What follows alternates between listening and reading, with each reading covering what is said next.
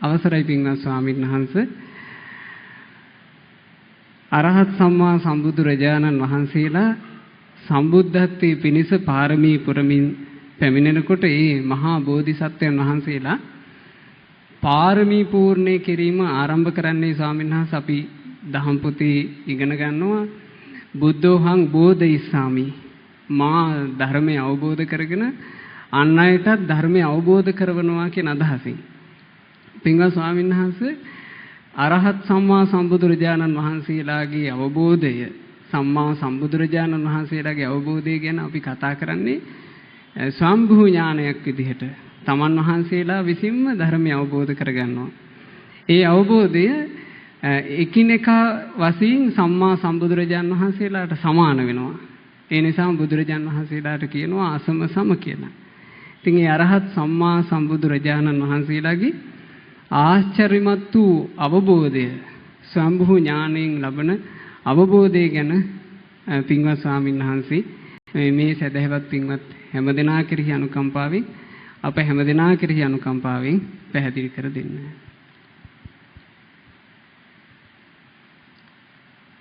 නමෝ බුද්ධාය.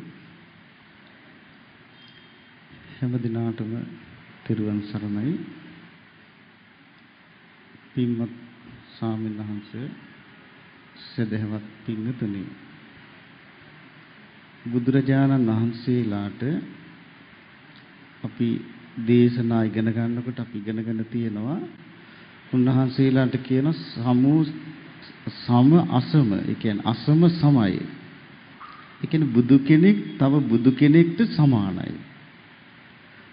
සමෝ සමෝහි විසමේහි දූරේ තථාගතෝ හෝති අනන්ත පඤ්ඤෝ අනූපලිත්තෝ ඉදවා හුරංවා තථාගතු අරහති පූරලාසං. සමෝ සමෝහි විසමේහි දූරේ බුදු කෙනෙක් බුදු කෙනෙක්ට සමානයි.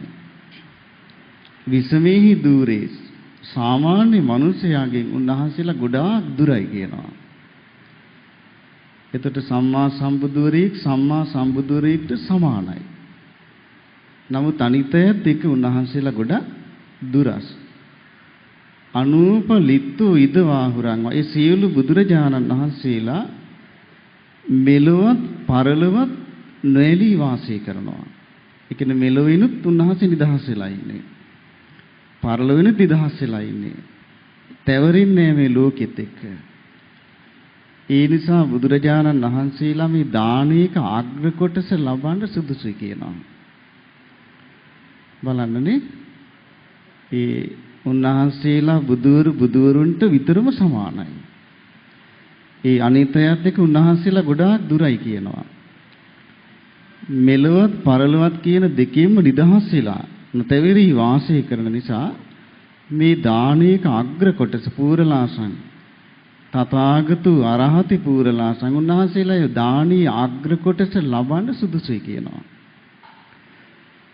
ඉතින් ඒ නිසා සම්බුදුවරු මේ ලෝකේ කලාතුරකින් පහළ වෙන්නේ. දේශනාවේ තියෙනවා සම්මා සම්බුදුවරු දෙනමක් එක ලෝක ධාතුවක පෙරපසු නොවි පහළ වෙන්නේ නැහැ කියන එකට. අපුබ්බං අචරිමං උප්පජ්ජේ කියන්නේ පෙරපසු නොවි එකවර සම්බුදුවරු දෙන්නෙක් පහළ වෙන්නේ නැහැ කියනවා. ඒ සම්බුදුවරු දෙන්නෙක් ඒ ලෝකේ එකවර පහළ වෙන්නේ එක සම්බුදුවරයෙක් පහළ වෙලා උන්වහන්සේ පිරිනුවම් පෑවට පස්සේ තමයි ආය සම්බුදුවරයෙක් පහළ වෙන්නේ. ඒක ලෝකේ දුර්ලභ සිදුවීමක් සම්බුදුවරයෙක්ගේ පහළ වීම. එතකොට උන්වහන්සේලා අභිඤ්ඤයාහම් භික්ඛවේ ධම්මං දේශේමින අනභිඤ්ඤාය. මේ ධර්මය අවබෝධ කරලයි දේශනා කරන්නේ, අවබෝධ නොකර නෙවෙයි. සනිදානම් භික්ඛවේ ධම්මං දේශිස්සාමින අනිදානං. මේක හේතු සහිතමයි උන්වහන්සේලා මේ ධර්මයේ දේශනා කරන්නේ, හේතු නැතුව නෙවෙයි. සප්පටිහාරයන් භික්ඛවේ ධම්මං දේශේමින අප්පටිහාරයන්. උන්වහන්සේලා ප්‍රාතිහාරි සහිතව කියන මේ ධර්මයේ දේශනා කරන්නේ. ඒ ප්‍රාතිහාරි සහිතව ධර්මයේ දේශනා කරන ප්‍රාතිහාරි නැතුව දේශනා කරන්නේ නැහැ කියනවා. ඒතර උන්වහන්සේලා තමයි මේ නූපන් නිවන් මඟ උපදවන්නේ. දැන් ශ්‍රාවකයෝ කියලා කියන්නේ භාග්‍යතුන් වහන්සේ දේශනා කළ තථාගතු භික්ඛවේ අරහං සම්මා සම්බුද්ධ අනුප්පන්නස්ස මග්ගස් උප්පාදේතා.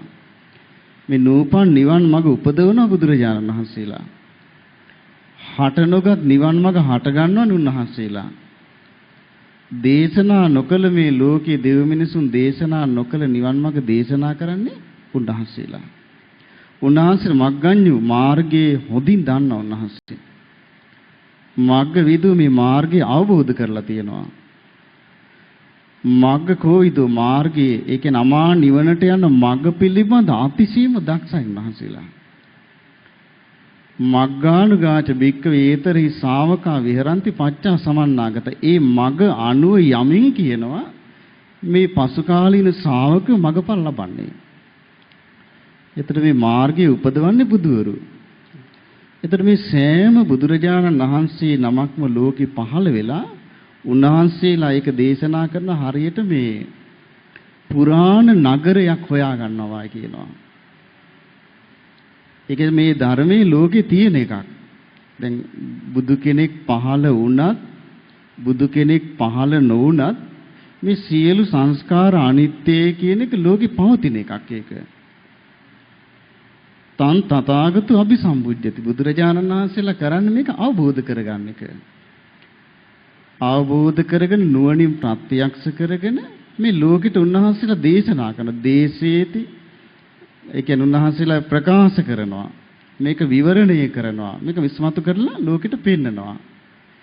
ඒතර බුදු කෙනෙක් පහළ වුණත් නොවුණත් මේ පටිච්ච සමුප්පාද ධර්මයේ මේ විදිහටම තියෙනවා ලෝකේ. ඒ බුදුරජාණන් වහන්සේලා පහළ වෙලා මේ ධර්මයේ අවබෝධ කරනවා.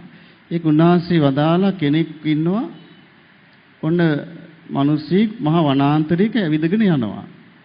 වනාන්තරය ඇතුළටම ඇවිදගෙන යනකොට මෙයාට පේනවා යම්කිසි පුරාණ නගරයක නටබුන් තියෙනවා. ඒ කියන්නේ ගොඩාක් පැරණියට තිබිච්ච නගරයක තිබිච්ච පාරවල් ගොඩනැගිලි දැන් ගස් කොළන් වැවිලා ඒක සම්පූර්ණ විනාශ වෙලා තියෙන්නේ. ඉතින් එතුමා ඇවිල්ලා රජතුමාට කියනවා මහරජතුමනි මම මේ වනාන්තරයේ ඇවිදිනකොට දැක්කා මේ පුරාණ නගරයක සලකුණු. දේවයන් වහන්සේට පුළුවන් නම් මේ නගරය සම්පූර්ණ සංවර්ධනය කරලා මේ මිනිස්යන්ට වාසය කරන්න හදලා දෙන්න කියලා. ඉතින් රජතුමා මොකද කරන්නේ අර පාර දිගේ ගිහිල්ලා අර මම්මාවත් හොයාගෙන ගොඩනැගිලි හොයාගෙන ඒ තාප්ප ප්‍රාකාර හොයාගෙන ඒව සම්පූර්ණයෙන් සංවර්ධනය කරලා කාලයක් යනකොට විශාල ජනතාවක් ඉන්න විශාල නගරයක් බවට නැවත පත් වෙනවා කියන. ඒ විදිහේ කියන මේ බුද්ධ ශාසනය.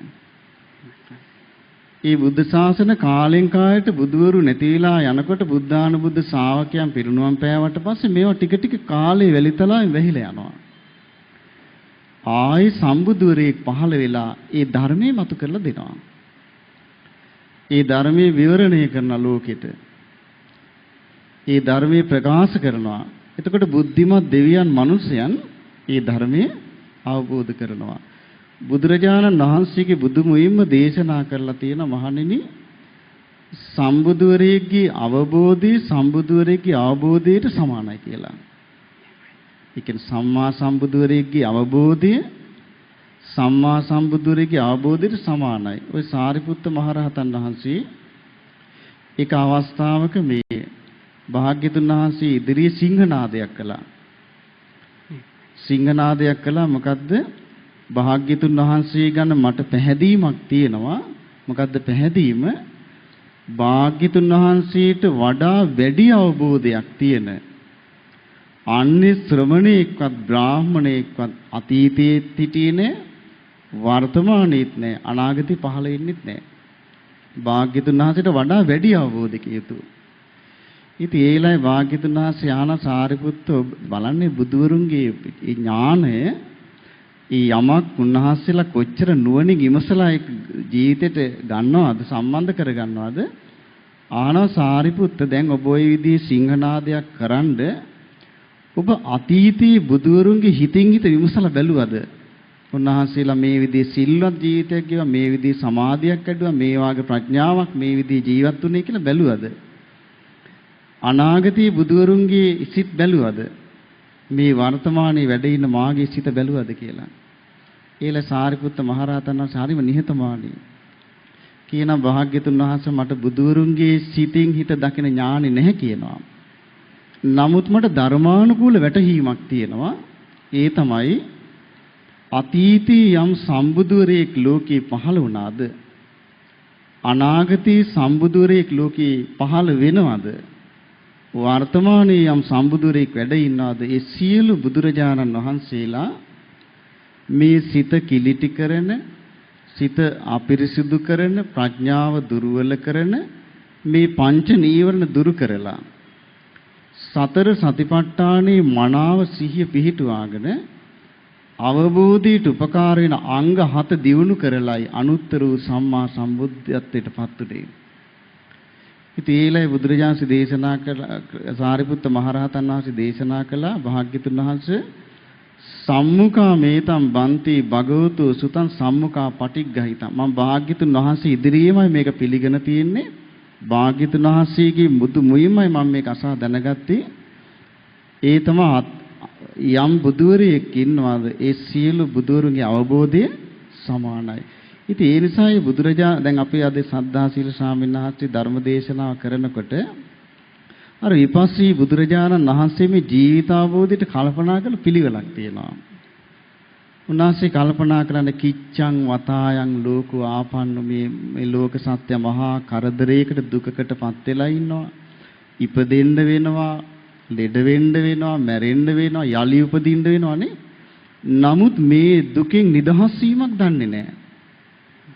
කවද්ද මේ දුකෙන් අපි නිදහස් වෙන්නේ කියලා ඒ විදිහේ තමයි සෑම බුදුවරයෙක්ම කල්පනා කරනවා කියන්නේ.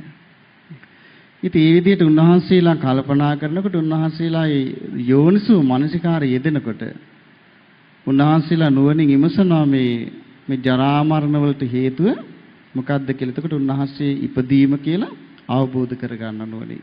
එතකොට මේ විදිහට පටිච්ච සමුප්පාදයේ උන්වහන්සේලා අවබෝධ කර ගැනීමේදී ආර්ය න්‍යාය කියලා දෙයක් තියෙනවා. ඒ ආර්ය න්‍යාය අනුව තමයි මේ පටිච්චසමුප්පාදය උන්වහන්සේලා දේශනා කරන්නේ ලෝකෙට. ඒ තමයි ඉති මස්මින් සති ඉදං හෝති. මේ ඇති කල්හි මේ වේ. ඉමස් උපාදා ඉදං උප්පජ්ජති. මේ උපදිනකොට මේ උපදිනවා. ඉමස්මින් අසති ඉදං නහෝති. මේ නැති කල්හි මේ නැහැ. ඉවස්ස නිරෝධා ඉදං නිරුජ්ජති. ඔන්න ඔය න්‍යාය තමයි ආර්ය න්‍යාය කියන්නේ. එතකොට උන්වහන්සේලා මේ න්‍යායට අනුකූලව නුවණින් විමසලා මේ පටිච්ච සමුප්පාදේ හට ගැනීමත් මේ පටිච්ච සමුප්පාදේ නිරෝධයත් පරිපූර්ණ වශයෙන් අවබෝධ කරගන්නවා. ඉතින් ඊට පස්සේ උන්වහන්සේලා අවබෝධ කරගෙන මේ සියලු දුකේ නිදහස් වෙලා තමයි මේ ලෝකයට දේශනා කරන්නේ ඒ දුකේ නිදහස් වෙන ධර්මයේ. ඉතින් ඒ නිසා දේශනා කියවනකොට ගොඩාක් දේශනාවල තියෙනවා මේ බුදුවරුන්ගේ අවබෝධය බුදුවරුන්ගේ අවබෝධයකට සමානයි කියන කාරණය. එහෙමයි පින්වත් ස්වාමීන් වහන්සේ අපට බොහෝම පහන් වෙන ආකාරයෙන් පහදා දුන්නා ධර්මය අසුරු කරගෙන සම්මා සම්බුදුරජාණන් වහන්සේගේ අවබෝධය තවත් සම්මා සම්බුදුරජාණන් වහන්සේ නමකටගේ අවබෝධයකට සමාන වෙන බව